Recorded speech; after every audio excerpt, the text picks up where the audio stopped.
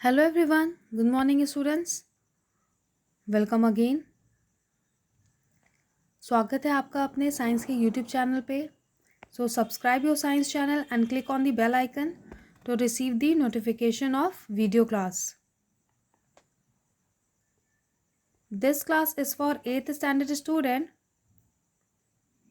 So today I am going to explain the chapter number 5, that is fossil fuel.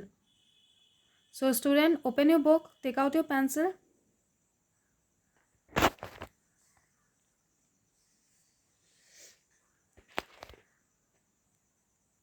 In the last class हम fossil fuel chapter का कुछ explanation part पढ़ चुके हैं आप लोग सभी. आज की क्लास में उसके आगे का पार्ट हम लोग कवर अप करेंगे. और सेकेंड थिंग ये कि जिन भी बच्चों का अभी तक chapter number 1st, 2nd, 3rd and 4th complete नहीं हुआ है तो वीडियो चैनल पे सारी अवेलेबल है आपके साइंस चैनल पे. वहाँ पे जाएंगे आप लोग. पुरानी वीडियोस कैसे देखा जाता है मैम ने आपको बताया हुआ है. डिस्क्रिप्शन बॉक्स में मैम ने लिंक ऐड कर दिए हैं chapter number 1st, 2nd, 3rd and 4th के. आप लोग वहाँ से जाके पुरानी वीडियो क्लास को देख लीजिएगा. ठीक है. लास्ट वीडियो में मैम ने एक्सप्लेन किया है कि पुरानी वीडियोस को कैसे देखेंगे. जितने भी न्यू एडमिशन बच्चे हैं या पुराने बच्चे हैं, किसी कारणवश उन्होंने अपना वर्क नहीं कंप्लीट कर पाए हैं, तो वो लोग जाएंगे चैनल पे, पुराने वीडियोस को देखेंगे. एक्सरसाइज सोल्यूशन एक्सप्लेनेशन वीडियो पूरा एडेड है यूट्यूब चैनल पे. आप लोग देखिए और कंप्लीट करिए. प्लस साथ में ही रिवीजन स्टार्ट करिए. ठीक है. जिससे आपका मिड टर्म एग्जामिनेशन के लिए आपकी जो प्रिपरेशन हो वो पहले से हो और सब कुछ प्रिपेयर रहे, जिससे आपके अच्छे मार्क्स आ सकें. आप लोग घर से पढ़ाई कर रहे हैं, एक टाइम टेबल बना लीजिए कि पूरे दिन में आपको 2 आवर्स 3 आवर्स पढ़ना ही पढ़ना है. उसके बाद आपको गेम खेलना है, जो भी करना है आप करिए, लेकिन 2 से 3 आवर्स आपको डेली पढ़ना है. और उसी में आपको अपना टाइम जो है अपना मैनेज करके पूरा वर्क कंप्लीट कर लेना है डेट वाइज, जिससे लास्ट टाइम में जब एग्ज़ाम के पहले कोई बर्डन ना हो. क्योंकि फर्स्ट टाइम एग्जामिनेशन में लोगों ने स्टूडेंट्स ने क्या मैसेज किया, मैम मेरा एक्सरसाइज कंप्लीट नहीं है, चैप्टर नंबर 1st कंप्लीट नहीं है, उसके लिंक दे दीजिए. तो ये जो कन्फ्यूज़न है ये फिर से क्रिएट नहीं होनी चाहिए आप लोगों की. आप लोग बड़े बच्चे 8th क्लास के हैं और ये सारी चीज़ें आप लोग को पहले से कंप्लीट करके अपनी कॉपी रखनी चाहिए और पूरी प्रिपरेशन भी रखनी चाहिए. ठीक है. तो वापस से हम आते हैं चैप्टर नंबर 5 फॉसिल फ्यूल. तो जितने भी नए बच्चे हैं वो अपना पुराना वर्क पूरा कंप्लीट कर लेंगे. और फॉसिल फ्यूल का हम कुछ पार्ट ऑलरेडी डिस्कस कर चुके हैं, हम उसके आगे का पार्ट आज डिस्कस करेंगे. सो इन द लास्ट वीडियो जिन बच्चों ने अभी तक पार्ट 1st नहीं देखा है, पार्ट 1st वीडियो, क्योंकि आप सबका फर्स्ट टाइम एग्जामिनेशन हो रहा था, कहीं ना कहीं बिजी थे आप लोग, तो पार्ट 1st वीडियो आप लोग देख लीजिएगा इस चैप्टर का, जहाँ पे मैम ने रिसोर्सेज क्या होते हैं, ठीक है, कितने टाइप्स के होते हैं, एग्जॉस्टेबल नॉन एग्जॉस्टेबल, ये सारी चीज़ें पढ़ा दी हैं. आज हम उसके आगे का पार्ट देखेंगे. ठीक है. फिर उसके बाद हमने पढ़ा था फॉसिल फ्यूल के बारे में. ठीक है. यहाँ पे इस डायग्राम को भी हमने लास्ट वीडियो में समझ लिया था, तो जिन भी बच्चों ने अभी तक पुरानी वीडियोस को नहीं देखा है वो देख लेंगे. नाउ जो हमारा नेक्स्ट टॉपिक था वो है कोल. कोल क्या होता है? Coal was form from plant which existed 200-300 millions years ago in the Carboniferous age. ठीक है. तो आपको मैम ने बताया था जो पुराने पेड़ पौधे होते हैं, एनिमल्स होते हैं, उनकी बॉडी जो होती है डेड हो जाती है, उसके बाद वो ज़मीन में दबती चली जाती है. बहुत साल बाद क्या होता है, वो ज़मीन के एकदम नीचे पहुंच जाती है, वो कोल पेट्रोलियम इन सब में चेंजेस ले लेती है. ठीक है. तो ऐसे करके जो हमारा ज़मीन के अंदर कोल एंड पेट्रोलियम हमें मिलता है, वो सब कहीं ना कहीं पुराने जो डेड एंड डिकेइंग है सारी चीज़ें उससे मिल रहा है. तो यहाँ पे एक डेफिनेशन थी जिसे मैम ने कहा था कि आप लोग कमेंट बॉक्स में कमेंट करके बताएंगे. वो थी the sole process of conversion of dead vegetation into coal is called carbonisation. ठीक है. तो व्हाट इज़ कार्बोनाइजेशन, इसे आप लोग लर्न कर लेंगे. प्लस मैम ने आपको कॉपी में लिखने के भी दिया है कल में. ठीक है. कल की क्लास में मैम ने आपको रिटन वर्क दिया था, तो आप लोग इतनी चीज़ें क्या करेंगे, कॉपी में भी लिख लेंगे और इस डेफिनेशन को याद भी कर लेंगे, बिकॉज ये इंपॉर्टेंट है. जब आप हायर क्लासेस में जाएंगे तो ये छोटे छोटे से पॉइंट है जो आपको क्लियर रहेंगे. एटलीस्ट आपको कार्बोनाइजेशन वर्ड क्लियर रहेगा तो पढ़ने में ईजी रहेगा जब आप 9th-10th में जाएंगे. ठीक है. Now open the page number 50. सो यहाँ पे क्या दिया हुआ है, यहाँ पे बस इतनी बात कही गई है कि जो डेड एंड डिकेइंग मैटर होते हैं, जैसे एनिमल की बॉडी हो गई या डेड प्लांट का पार्ट हो गया, वो जो हमारा अर्थ है उसमें हाई टेम्परेचर और प्रेशर होता है, लाइक सूरज की जो रोशनी है उससे हाई टेम्परेचर क्रिएट होता है। तो यहाँ पे लिखा हुआ है high pressure earthquake and volcanoes also contribute in destroying large areas covered with plant and vegetation. ठीक है, तो ये सारी चीज़ें हैं, जो टेम्परेचर है बहुत ज़्यादा हाई जाता है, ये सारी चीज़ें हेल्प करती हैं इन सबको बरीड होने में और कन्वर्ट करने में कोल एंड पेट्रोलियम में। तो यहाँ पे दिया हुआ है forest got buried under the soil, temperature also rose as they rank deeper and slowly got converted to coal by the microbial action under anaerobic condition। तो इन सारी चीज़ों पे माइक्रोबियल एक्शन भी होता है, लाइक अगर कुछ भी आप कचड़ा भी उठाएंगे, अगर सब्जी का छिलका भी आप नॉर्मल सॉइल में फेंक देंगे तो थोड़े दिन में उसमें कीड़े लग जाते हैं छोटे छोटे, राइट। वैसे ही जो डेड एंड डिकेइंग पार्ट होता है उसमें भी धीरे धीरे छोटे से माइक्रोब्स आ जाते हैं या कीड़े मकोड़े आ जाते हैं, उससे क्या होता है उस चीज़ को गलने में या डिज़ोल्व होने में हेल्प मिलती है। नाउ आगे हम पढ़ेंगे, पहले पेन सेलेक्ट कर लेते हैं।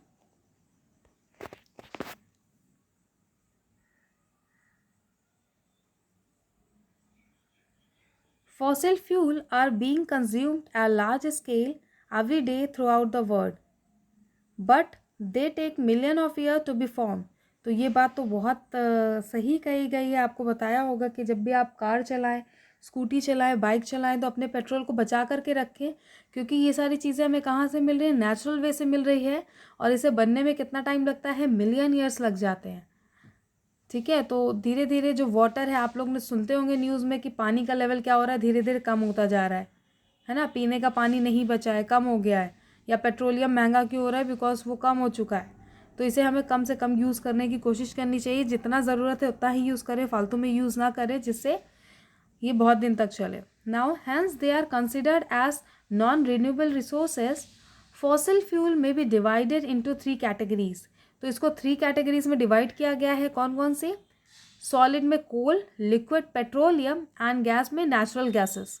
ठीक है, आगे देखते हैं हम लोग क्या दिया है यहाँ पे। The word coal is derive from the old English term coal that means the mineral of fossils carbon। Coal is black colored hard substance that mainly contain carbon। Other mineral are also present in the trace। कोल जो होता है वो inside the earth कैसे form में रहता है, ऐसे Rocky type रहता है, ठीक है, पत्थर की तरह रहता है। उसके साथ और भी अलग अलग क्या होते हैं, मिनरल्स ज्वाइन होते हैं, उसे सेपरेट किया जाता है प्योर कोल बनाने के लिए।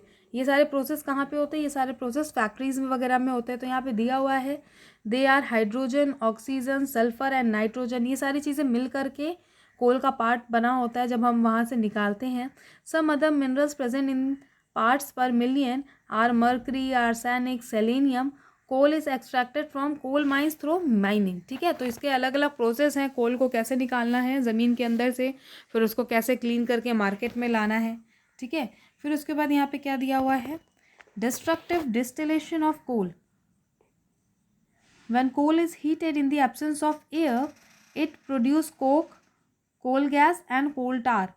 All the volatile impurities escape. ठीक है, तो एब्सेंस ऑफ एयर में जब हम करते हैं कोल को हीट करते हैं तो हमें क्या क्या मिल जाता है, coal gas, coal tar and coke मिल जाता है। और अगर without in the presence of air करेंगे तो हमें कुछ और चीज़ें मिलेंगी। तो यहाँ पे पॉइंट नंबर फर्स्ट पे क्या दिया हुआ है, coal without any volatile impurities and moisture is coke. ठीक है, तो कोल में अगर किसी भी तरह की इम्प्योरिटीज़ नहीं है तो उसको हम कोक कहेंगे।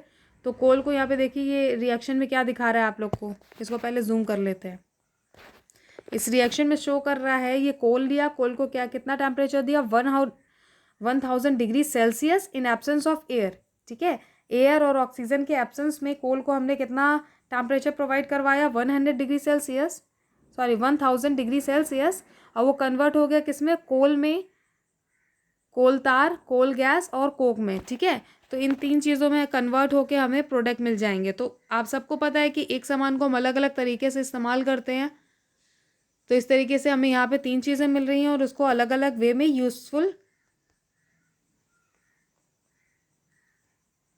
यूज़ किया जाता है। नाउ आपको पता चल गया कोक क्या होता है। Coal without any volatile impurities and moisture is called coke. Now varieties of coal. अब कोल भी अलग अलग तरीके के होते हैं और अलग अलग तरीक़ों से इनका यूज़ किया जाता है। क्या क्या है यहाँ पे देखते हैं। Depending upon the amount of carbon content coal can be of 4 types. Like पहला है पीट। पीट क्या होता है, most inferior and softest form of coal. ठीक है, सॉफ्टेस्ट फॉर्म ऑफ कोल है। और उसके बाद आता है इग्नाइट। इग्नाइट क्या है, कंपैरेटिवली हार्डर देन पीट, हार्डर देन पीट है ये। फिर बिट्यूमिनस कोल क्या होता है, free from moisture and other impurities. ठीक है, काफ़ी ज़्यादा प्योर फॉर्म है ये कोल का। देन एंथ्रासाइट क्या है, हाईएस्ट ग्रेड कोल। ठीक है, also known as hard coal. Maximum amount of carbon कितना होता है इसमें, कार्बन 98% इसमें कार्बन का पार्ट होता है। और इसकी बात करें बिट्यूमिनस की, इसमें कितना कार्बन कंटेंट हो रहा है, 65 से 85%। तो यहाँ पे डिवाइड कौन से बेसिस पे किया है कि उसमें कार्बन कितना प्रेजेंट है। ठीक है, कौन सा कितना ज़्यादा हार्ड है, सॉफ्ट है। तो पीट की बात करें तो इसमें कितना कार्बन कंटेंट है, 20 to 25%। इग्नाइट की बात करें तो 25 to 35%। बिट्यूमिनस की बात की जाए तो 65 to 85% एंड एंथ्रासाइड में 98%। मीन्स मैक्सिमम ये कार्बन से बना हुआ है और ये बहुत देर तक जलता है, बर्न फॉर लॉन्गर टाइम। तो आप लोग अगर ठंड में, जब बहुत ज़्यादा ठंड होती है तो हम लोग यूज़ करते हैं कोल का, तो आप लोग को मार्केट से कौन सा कोल खरीद के लाना है, एंथ्रासाइड। ठीक है, जिससे वो बहुत देर तक ऐसे जलता रहे, सुलगता रहे और आपको हीट देता रहे। तो यहाँ पे आप लोग, ये इंपॉर्टेंट पॉइंट है, यहाँ पे आप लोग डबल स्टार बना लीजिए, क्योंकि ये छोटी छोटी चीज़ें जो आप लोग को पता रहेंगी तो इन फ्यूचर आप लोग को जब आप बड़े होंगे तो बहुत ज़्यादा हेल्पफुल रहेंगी। ठीक है, तो यहाँ पे आप लोग डबल स्टार बना लीजिए और अंडरलाइन भी कर लीजिए एंथ्रासाइड में। क्यों, क्योंकि इसका जो 4th पॉइंट है वो क्या दिया है, बर्न फॉर लॉन्गर टाइम, देर तक बर्न करता है, किसी तरह का पॉल्यूशन नहीं कॉज कर रहा है। और यहाँ पे produce much pollution on burning. तो बिट्यूमिनस क्या है, बहुत ज़्यादा पॉल्यूशन कॉज कर रहा है, तो उसको जलाना भी नहीं सही है। अगर बहुत ज़्यादा धुआं निकलेगा तो खांसी आएगी, राइट। तो यहाँ पे 4th जो है उसे आप अंडरलाइन कर लीजिए। और आप सब लोग कमेंट बॉक्स में कमेंट करके बताएंगे, क्या बताएंगे कि एंथ्रासाइड कोल जो है वो कैसा होता है। काफ़ी अच्छा होता है, बिकॉज लॉन्गर टाइम के लिए बर्न होगा और इसमें किसी भी तरीका का पॉल्यूशन नहीं होता है। ठीक है, अब हम आगे जाते हैं नेक्स्ट टॉपिक में। नेक्स्ट टॉपिक क्या दिया है, यहाँ पे दिया हुआ है, यहाँ पे डिस्टिलेशन ऑफ कोल दिखाया है कि मशीन से कैसे करते हैं। लाइक ये बर्नर है, फिर पाउडर कोल हमने लिया, ठीक है, फिर यहाँ से एक अटैच कर दिया, फिर कोल गैस इधर निकल गई और फिर वाटर में क्या क्या हो गया, this dissolve ammonia to form ammoniacal liquid. ठीक है, तो ये अलग अलग पार्ट कोल का सेपरेट हो गया। नाउ कोल तार क्या होता है इसमें देख लेते हैं हम लोग। कोल तार is a black colour thick viscous liquid. It is a pungent smell and is a mixture of many compounds. ठीक है, तो आप सबको पता है कि जो चीज़ें हैं नेचुरल वे में अकर होती हैं वो उसमें बहुत सारे कंपाउंड के मिक्सचर होते हैं। It contains many useful chemicals. We can get benzene, toluene, naphthalene, phenol etcetera from the coal tar. तो ये जो हम जितने भी यहाँ पे नाम दिए हुए हैं ना, तो ये सारी चीज़ें हमारे मार्केट में या लैब्स में बात कर सकते हैं। जैसे आप हायर क्लासेस में जाएंगे या कॉलेजेस में जाएंगे तो ये सारे एज ए केमिकल फिनॉल वगैरह यूज़ किया जाता है। ठीक है, तो लैब्स में हमें केमिकल्स की ज़रूरत है, इसलिए हम कोल को क्या करते हैं, अलग अलग वे में सेपरेट करते हैं जिससे हमें सारी चीज़ें मिल सकें। These compound can be separated by fractional distillation of coal tar. These compounds are used in making explosive, fibre, perfume, naphthalene balls etcetera. ठीक है, तो इतनी सारी चीज़ें परफ्यूम वगैरह बनाई जाती हैं, यूज़ किया जाता है उसमें कोल तार का। यहाँ पे आप लोग अंडरलाइन कर लीजिए कि कोल तार कहाँ कहाँ पे यूज़ हो रहा है। ठीक है, ये आपको पता होना चाहिए, क्योंकि अगर मैम आपका MCQ टेस्ट लेंगे इस चैप्टर का तो मैम यहाँ से क्वेश्चन बना देंगी कोल तार का यूज कहाँ कहाँ पे है। ठीक है, तो यहाँ से आप लोग अंडरलाइन कर लीजिए। These compound are use in making explosive, fibres, perfumes, naphthalene balls etcetera. The pitch left behind is use for construction of road. ठीक है, तो उसका भी जो वेस्ट बचता है, हमारे पास पिच बचता है, उसको हम किस में यूज़ कर लेते हैं, कंस्ट्रक्शन ऑफ रोड में। तो यहाँ से लेके आप लोग अंडरलाइन कर लीजिए कंस्ट्रक्शन ऑफ रोड तक, और इससे आप लोग याद रखिएगा अगर MCQ टेस्ट एग्जाम वगैरह होता है तो यहाँ से क्वेश्चन आपका ज़रूर आएगा। इसीलिए मैम क्या कहती हैं कि बुक हमेशा अपनी निकाल के पढ़िए, बुक लीजिए, एक हाथ में पेंसिल लीजिए, जहाँ पे भी मैम बोलती हैं ये इंपॉर्टेंट है यहाँ पे अंडरलाइन कर लीजिए आप लोग, जिससे जब भी आप रिवीजन करेंगे तो आपको याद रहेगा कि मैम ने यहाँ पे इंपॉर्टेंट बोला था, मतलब यहाँ से क्वेश्चन तो आ ही सकता है, इसलिए वैसे ही आप पढ़ाई करेंगे जिससे आप लोग के अच्छे और फुल मार्क्स आ सकें। ना यहाँ पे कोल गैस के बारे में बताया है। कोल गैस क्या होता है ये देखते हैं। These gases are mainly hydrogen, methane and carbon monoxide. कौन कौन सी गैसेस होती है कोल गैस में, जिसे हम कंबाइंड फॉर्म में कोल गैस कहते हैं? Hydrogen, methane and carbon monoxide. तो यहाँ से कैसे क्वेश्चन एमसीक्यू बन सकता है कि कोल गैस में कौन कौन सी गैसेस होती है? तो इसमें मैं क्या दे दूंगी ऑप्शन, इन तीनों का नेम दे दिया मैंने, चौथा अलग नेम डाल दिया, या फिर नन ऑफ दीज का ऑप्शन दे दिया इसके साथ साथ। ठीक है, तो आप लोग को पता होना चाहिए, या ऑल ऑफ दीज का ऑप्शन, तो आप लोग को याद होना चाहिए कि ऑल ऑफ दीज होनी चाहिए इसमें। Hydrogen, methane and carbon monoxide तीनों चीज़ें होती हैं। ठीक है, कोल गैस वह gas and efficient fuel for industrial purpose. ठीक है, फ्यूल की तरह यूज़ किया जाता है। नाउ नेक्स्ट क्या है, ammoniacal product. Such product are use as fertilisers. Fertiliser की तरह यूज़ किया जाता है। चैप्टर फर्स्ट में मैम ने आपको बताया ये फर्टिलाइजर क्या होता है। ठीक है, ये सारी चीज़ें मैम आपको पढ़ा चुकी हैं। तो जिन भी बच्चों ने अभी तक first, second, third and fourth chapter complete नहीं किया है, वीडियो नहीं देखी है, वो लोग ज़रूर देख लें, क्योंकि ये चारों चैप्टर इंपॉर्टेंट है, इंटरेस्टिंग भी। बिकॉज चैप्टर नंबर फर्स्ट में आप अपने खेतों के बारे में जान रहे हैं, खेती करने के बारे में जान रहे हैं, कैसे कैसे आप जो खाना खाते हैं, अनाज, दाल, चावल, गेहूँ, ये कहाँ से आता है और कैसे कितनी मेहनत के साथ आता है। इसलिए आपको कभी भी खाना वेस्ट नहीं करना चाहिए। सेकेंड चैप्टर में भी काफ़ी अच्छी अच्छी चीज़ें सीखी है हमने, थर्ड में भी, फोर्थ में भी। तो आप लोग ज़रूर देखिए पुरानी वीडियोज़ को, एक्सप्लेनेशन क्लास को भी। नाउ आ जाइए पेज नंबर 51 में। यहाँ पे एक इंटरेस्टिंग फैक्ट दिया हुआ है। क्या है इंटरेस्टिंग फैक्ट, ये इंपॉर्टेंट है, यहाँ पे डबल स्टार लगा लीजिए आप लोग। फटाफट से इस इंटरेस्टिंग फैक्ट में डबल स्टार लगा लीजिए। क्या है आपका interesting fact? Coke is a better fuel than coal because it does not produce smoke on burning and produce more heat as compared to coal. तो कोयले से भी ज़्यादा अच्छा क्या है हमारे लिए, कोक यूज़ करना होगा, बिकॉज इसमें किसी भी तरह का पॉल्यूशन नहीं होता। ठीक है, और ज़्यादा से ज़्यादा हीट भी प्रोड्यूस होती है और स्मोक भी प्रोड्यूस नहीं होता। तो वही बात हो गई। तो आप लोग यहाँ पे डबल स्टार बना लीजिए। Coal is more better than coal. तो आप लोग को क्वेश्चन में कैसे पूछ लिया जाता है, why coal is better than coal, coke is better than coal, ये क्वेश्चन आएगा। तो उसके बाद ऑप्शन में दे दिया जाएगा because it does not produce smoke, because it produce smoke, because on burning it produce more heat. ठीक है, ऐसे करके ऑप्शंस बना दिए जाते हैं और इसमें आपको चूज़ करना होता है कि कोक क्यों ज़्यादा अच्छा है कंपेयर टू कोल। तो ये सारी चीज़ें हैं, आप लोग यहाँ पे डबल स्टार बना लीजिए, आपके फ्यूचर के लिए ये अच्छा रहेगा, आपको पता रहेगा इंपॉर्टेंट चीज़ें ना। यहाँ पे एक प्रैक्टिकल टास्क दिया हुआ है। क्या दिया हुआ है? ये सारे प्रैक्टिकल टास्क जो हैं ये आप लोग लैब में ही परफॉर्म कर सकते हैं। तो जब आप हायर क्लासेस में जाएंगे तो लैब में इस प्रैक्टिकल टास्क को परफॉर्म करिएगा, क्योंकि अभी आप 8th में हैं और 8th के बच्चे लैब में फ़िलहाल नहीं जाते और स्कूल तो आप लोग का बंद है। तो हम लोग आगे नेक्स्ट टॉपिक में जाएंगे। यहाँ पे हम लोग पढ़ेंगे पेट्रोलियम के बारे में। क्या होता है पेट्रोलियम, यहाँ पे पढ़ते हैं इसके बारे में हम लोग। The word petroleum has originated from the Greek word petra meaning rock and oleum meaning oil। ठीक है, तो आप सबको पता है कि पेट्रोलियम कैसे निकाला जाता है, कहाँ कहाँ से। तो उसके हिसाब से इसमें क्या बनाया गया, Petra means rock and oleum means oil. It is the oil is obtain from the rocks. ठीक है, आपको नाम से ही पता चल गया, इसके मीनिंग से पता चल गया कि जो ऑयल है, पेट्रोलियम है, ये कहाँ से आता है, रॉक से निकाला जाता है। It is also known as crude oil and is found trapped between the layers of impervious rock under the ground। ठीक है, petroleum is dark colour viscous fluid. तो आप सबने देखा है पेट्रोल कैसा होता है, उसकी स्मेल कैसी होती है, आप सबने देखा हुआ है। और लाइटर देन वाटर, इसका वेट जो होता है वो पानी से कम होता है। It is drill out through oil well.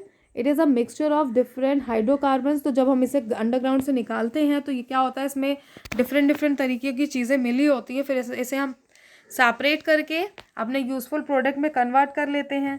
कैसे कैसे कन्वर्ट करते हैं, fractional distillation to yield petrol, kerosene, diesel and other chemical used in manufacturing of plastic and pharmaceuticals. ठीक है, तो हम कहाँ कहाँ पे यूज़ करते हैं इसे, प्लास्टिक और फार्मास्यूटिकल्स बनाने में, अपनी कार को चलाने में। ठीक है, जनरेटर भी जो होता है वो पेट्रोल से चलता है। तो यहाँ पे कितनी चीज़ें दी हैं, पेट्रोल, केरोसिन एंड डीजल, इन सब में कन्वर्ट कर दिया जाता है। तो जितनी भी चीज़ें हैं जो हम अर्थ से या अंडरग्राउंड से निकालते हैं तो वो कन्वर्ट कर दी जाती है वापस से अलग अलग चीज़, यूज़फुल चीज़ों में, जहाँ से हम अपना वर्क करते हैं।